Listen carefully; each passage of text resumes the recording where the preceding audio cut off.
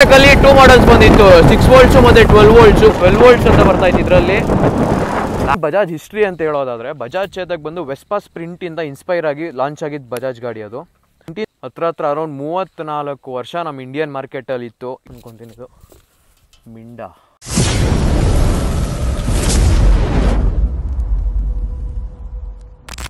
ಇವಾಗ ನೋಡ್ತಾರ ಗಾಡಿ ಬಂದು ಬಜಾಜ್ ಚೇತಕ್. 2 ಬಜಾಜ್ ಚೇತಕ್ ಇದೆ ನಮ್ಮ ಹತ್ರ ಇವಾಗ. ಈ ಗಾಡಿ ಬಂದು 1993 ಮಾಡಲು, ಇದು ಬಂದು 1988 ಮಾಡಲು. ಇದು 1972 ಟು 2006 ವರೆಗೂ ಚಾಲನೆಯಲ್ಲಿತ್ತು.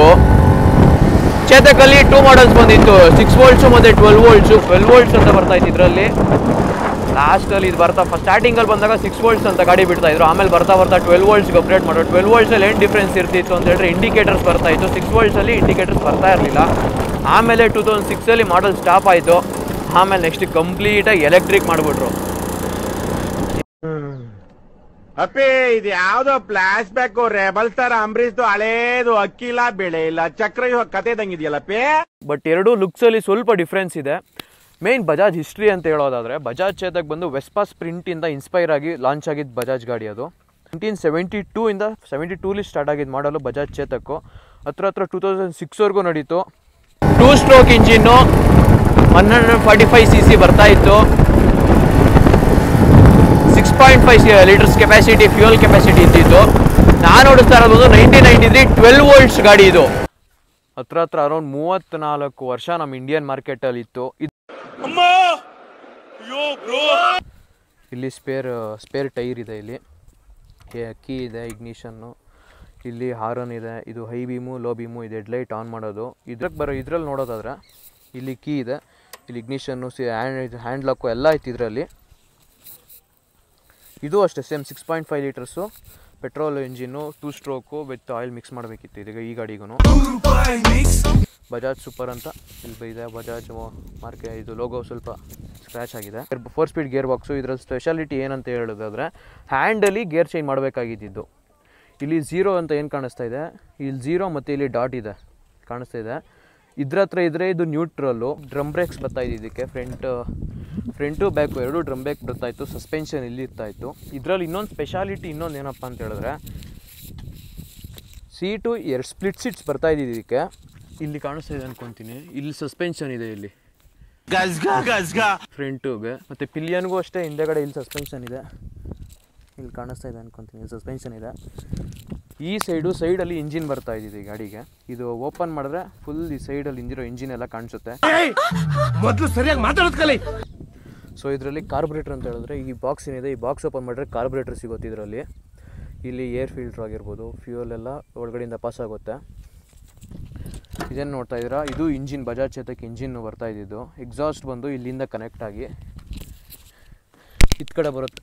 ಎಕ್ಸಾಸ್ಟು ಕಾಣಿಸ್ತಿದೆ ಅನ್ಕೊತೀನಿ, ಅಲ್ಲಿದೆ ಎಕ್ಸಾಸ್ಟು. ಸೊ ಇದರಲ್ಲೂ ಅಷ್ಟೇ ಇಲ್ಲೇ ಕಾರ್ಬೊರೇಟ್ರ್ ಇದ್ರು. ಇದು ಓಪನ್ ಮಾಡಿದ್ರೆ ಕಾರ್ಬೊರೇಟ್ರ್ ಸಿಗುತ್ತೆ, ಇದ್ರ ಒಳಗಡೆ ಕಾರ್ಬೊರೇಟ್ರ್ ಇರುತ್ತೆ. ಅದು ಬಿಟ್ಟರೆ ಒರಿಜಿನಲ್ ಇದು ಬಜಾಜ್ ಅಂತೆಲ್ಲ ಬರ್ದಿದೆ ಇದರಲ್ಲಿ ಒರಿಜಿನಲ್ ಹೆಡ್ಲೈಟು ಅನ್ಕೊತೀನಿ. ಇದು ಮಿಂಡಾ.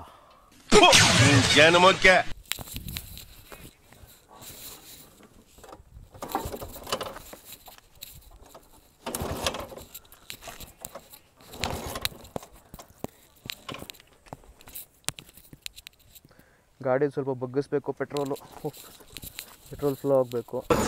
ಫೇಮಸ್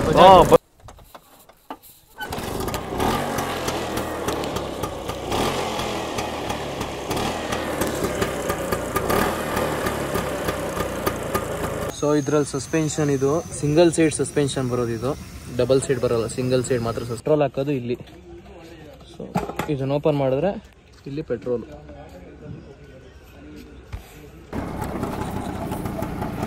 ಒಂದು RX 100 135 ಕನ್ವರ್ಟ್ ಆಗಿರೋದು ಒಂದು ಗಾಡಿ ಇದೆ. ನಿಮ್ಗೇನಾದರೂ ವೀಡಿಯೋ ಬೇಕು ಅಂತ ಹೇಳಿದ್ರೆ ಎಸ್ ಅಂತ ಕಮೆಂಟ್ ಮಾಡಿ. ನೀವೆಲ್ಲ ಬೇಕು ಅಂತ ಹೇಳಿದ್ರೆ ಮಾತ್ರ ಗಾಡಿನ ವೀಡಿಯೋ ಮಾಡ್ತೀನಿ, ಇಲ್ಲಾಂದರೆ ವೀಡಿಯೋ ಮಾಡೋಕ್ಕೆ ಹೋಗಲ್ಲ. ಆಮೇಲೆ 2 ಸ್ಟ್ರೋಕ್ ಇದೆ ಗಾಡಿ. 4 ಸ್ಟ್ರೋಕ್ ಆಯಿತು ಗಾಡಿ. ಇದು 2 ಸ್ಟ್ರೋಕಲ್ಲಿ ಪೆಟ್ರೋಲ್ ಪ್ಲಸ್ ಆಯಿಲ್ ಮಿಕ್ಸ್ ಮಾಡಬೇಕಿತ್ತು. ಬಟ್ ಅದರಲ್ಲಿ 4 ಸ್ಟ್ರೋಕಲ್ಲಿ ಬರೀ ಪೆಟ್ರೋಲ್ ಬೇಕಿತ್ತು. ಅರೌಂಡ್ ಇದು ಕೊಡುತ್ತೆ ಒಂದು 45 ಮೈಲೇಜ್ ಕೊಡುತ್ತೆ ಇದು. ಇಲ್ಲೇ ಮುಂದೆಗಡೆನೇ ಬ್ರೇಕ್ ಬರ್ತಾ ಇದ್ದಿದ್ದು. ಥರ ಚೆನ್ನಾಗಿದೆ ಗುರು ಈ ಗಾಡಿ. ಹಳೆಯ ಗಾಡಿಗಳನ್ನ ಓಡ್ಸೋಕ್ಕೆ ತುಂಬ ಚೆನ್ನಾಗಿರುತ್ತೆ ಈ ಗಾಡಿ ಓಡ್ಸೋಕ್ಕೆ. ಹ್ಯಾಂಡ್ಲಿಂಗು ಅಷ್ಟೇ. ಈ ಬಜಾಜ್ ಗಾಡಿಗೆ ತುಂಬ ಹೆಸರಲ್ಲಿ ಕರೀತಾ ಇದ್ರು, ಹಮಾರಾ ಬಜಾಜ್. ಯಾಕೆಂದರೆ ತುಂಬ ಫ್ಯಾಮಿಲಿ ಸೆಂಟಿಮೆಂಟ್ ಆಗಿತ್ತು ಈ ಗಾಡಿ.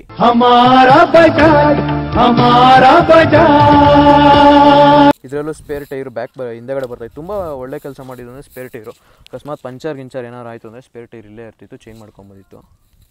ಕೇಳಬೇಕು ಅಂದರೆ ಲೆಜೆಂಡ್. ಅದರಲ್ಲಿ ಸಿಗೋ ರಾ ಪವರೇ ನೆಕ್ಸ್ಟ್ ಲೆವೆಲ್ ಪವರು. 2 ಸ್ಟ್ರೋಕ್ ಅಂದರೆ ಮೇಯ್ನ್ ಬರೋದೇ RX ಮೈಂಡ್ಗೆ. ಬಟ್ RX ಬಿಟ್ಟು ತುಂಬ ಗಾಡಿಗಳಿದ್ದು. RX ಬರೋಕ್ಕಿಂತ ಮುಂಚೆನೇ ತುಂಬ ಗಾಡಿಗಳು ಬಂದಿದ್ದು. ಇಂಥ ಹಳೆ ಗಾಡಿಗಳನ್ನೆಲ್ಲ ಸೇವ್ ಮಾಡಬೇಕು, ನೆಕ್ಸ್ಟ್ ಜನ್ರೇಷನ್ಗೂ ತೋರಿಸ್ಬೇಕು ಇಂಥ ಗಾಡಿಗಳು. ಯಾಕೆಂದರೆ ಇವೆಲ್ಲ ನೆಕ್ಸ್ಟ್ ಸಿಗೋದೇ ಮ್ಯೂಸಿಯಮಲ್ಲಿ. ಇವೆಲ್ಲ ಯಾರು ನೀಟಾಗಿ ಇಟ್ಕೊಳಲ್ಲ ಇಂಥ ಗಾಡಿಗಳನ್ನ. ಓನರ್ ತುಂಬ ಚೆನ್ನಾಗಿ ಇಟ್ಕೊಂಡಿದ್ದಾರೆ ಗಾಡಿನ. ರೆಡ್ ಕಲರ್ ಪೇಂಟ್ ಹೊಡಿಸಿ ಚೆನ್ನಾಗಿ ಇಟ್ಕೊಂಡಿದ್ದಾರೆ ಗಾಡಿನ.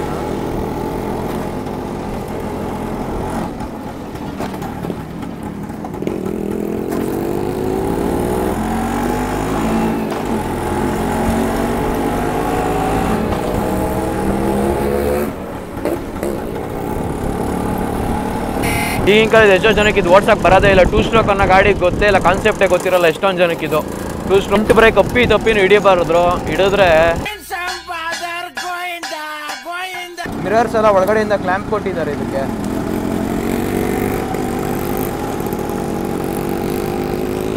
ಹಳ್ದಲ್ಲಿ ಓಡದೆ ಹಂಗೆ ಕುಲುಕ್ತೈತೆ ಗಾಡಿ.